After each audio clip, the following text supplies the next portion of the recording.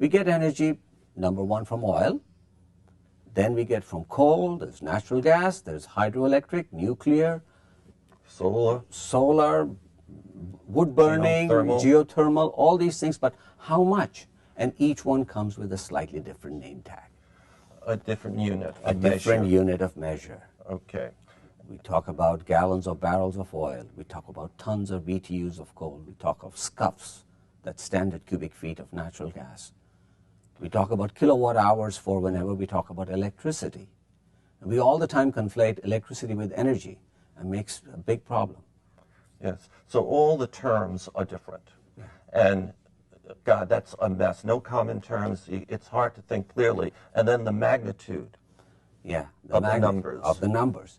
Each of these units that we talk about, the barrel or a gallon or a kilowatt hour, is minuscule when you talk about national or global levels. And so what do? You use mind-numbing multipliers like billions, trillions, quadrillions, gazillions, you know. We don't know what they mean. No, it's very hard to comprehend. It's easy to slip on them. I slip on them. So there's a problem. The units of measure for all energy sources are different. And the other problem, the magnitude of numbers is something we can't deal with. Yeah. Some are really gigantic, some are very small. Tell us how you have solved or helped us think more clearly about energy and all these different types of sources, etc. How have you simplified it? So the notion that Hugh and then Ed and I came up with was we should be talking about all the sources of energy in a volumetric measure that we can give. That's because a volumetric measure is something we can imagine, form a mental picture. Oh, yes. Okay. Sure. So that, and then it should be commensurate with the scale of the energy challenge that we are facing. Okay. So what did you come up with? So it came up with a cubic mile of oil. And the reason was that the world's consumption of oil itself, just oil, energy from oil, was approaching, back then, 1 cubic mile. It wasn't quite there. We are now above 1. We are at 1.1 last year, cubic miles of oil. So if I made a big hole and I put a cubic mile of oil in there, the energy intensity of that cubic mile of oil would equal the amount of oil the United States uses in a particular... Not the United States, the world. The world uses in 1 year. Okay, so I already get it. I see we have... pool a mile by mile by mile. Now let me help you in a slightly different way. You've been to some sports arenas? Let me stop. Let me just ask my team, can you bring up a couple of images? Oh, look at what we have here. Sports go ahead. I'm sorry for interrupting you. Go explain. So the sports arena that we often go into, you know, it's, a large one says 600 yards and 20 stories high, and if you fill that cylinder, if you imagine that cylinder, that's only 1,000th of a cubic mile. Wow. So a cubic mile, a pool that's a cubic mile long, mile deep, mile wide, could hold 1,000 of those. Yeah. So let's see what the next image is. Well, that's a cubic mile of oil over there. It's a cubic mile, just a cube drawn next to a little monument, which human monuments don't compare. So I just want to ask you, if we took the new Levi's Stadium at the 49ers, right, and how many times would we have to fill that up to get a cubic mile of oil? 1,350. 1,350 times. That's my estimate based on what I was looking at the Levi Stadium. I couldn't find the numbers. Maybe somebody in your audience knows and could send me. All right. It's a lot. It's a lot. It's a lot. It's a lot. But we can imagine it. Okay. Yeah, we can picture it. So now you know in Washington and in various energy departments and states, whatever, they're discussing the energy requirements of the state, the nation, the world.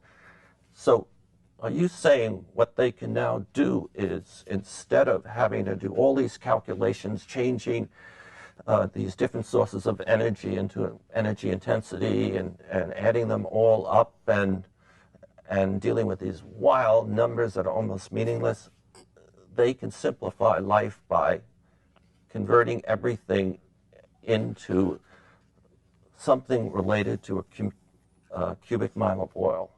It just facilitates the conversation, because then instead of saying in the next sentence, we use 8 billion tons of coal, I could just as well say we get about 1 cubic mile worth of energy from coal. The two are about the same in last year's number. Instead of saying how many trillion cubic feet of natural gas we are using, we could say, well, it's about 170, it's about 3/4 of a cubic mile worth of energy that we used last year from natural gas. And then we could ask the question, well, how much did we get from hydro, nuclear, wind, etc.? The solutions that we are offering, we have to scale those things, because if I look into the future a little bit, even with the strongest efforts of conservation and efficiency gains, I am seeing by the middle of this century that the demand for energy will rise from today's 3.5 to about 7 cubic miles of oil. So right now the world's requirement is for a year is 3.5. 3.5 world energy right now. Can you get 1 from oil, 1 from coal, 3/4 from, or 8/10 from natural gas, about 2/10 to 3/10 from the other sources like hydroelectric, nuclear, and so it's all coal and oil. Pretty much. It's 80+%. It's just coal and oil and natural gas. Can you look? I know you have many scenarios, and I know. So here we are in 2014. How many cubic miles of oil equivalent in energy will we need in 2020 or 2050? So for 2050, the number, as I said, is, as I project, it could be somewhere between 7 and 9. 7 and 9. But hopefully 7, and hopefully less rather than 7. Okay. If we really get serious about it. But and the reason for that is because you were talking about sustainability a little while ago. Energy is our sustenance. In the name of sustainability, you can't cut your sustenance completely out. So if I have to find my alternate sources of sustenance that scale to the demand of sustenance that I need. And that's the real dilemma. That's the wicked nature of this. It's wickedly tough for that reason. Okay, recently the Intergovernmental Panel on Climate Change, the authority was able to get, I think, 120 different countries to agree that by 2100, the world has to be no longer emitting greenhouse gases, which is oil, coal, gas, and wood, etc. And do you have a feel for how many cubic miles of oil, of energy right. we would need by 2100? Yeah. You can say cubic miles of oil, because CMO is the unit of energy, and it may not come from oil necessarily, but I need about 7. Now, look at what does it take to get even 1 cubic mile, and we can, or from any of the sources, and we can talk about that. Okay. That's something we do in the book. Yeah. But I want to wrap this up because we're running out of time. I do want to say everybody ought to read this book. It is one of the most valuable books I have ever read. We're going to do some more work again in the future. Ripu Malahatra. No, say it. Thank you very much. Right. SRI Fellow. Thank you very much. Okay. Thank you.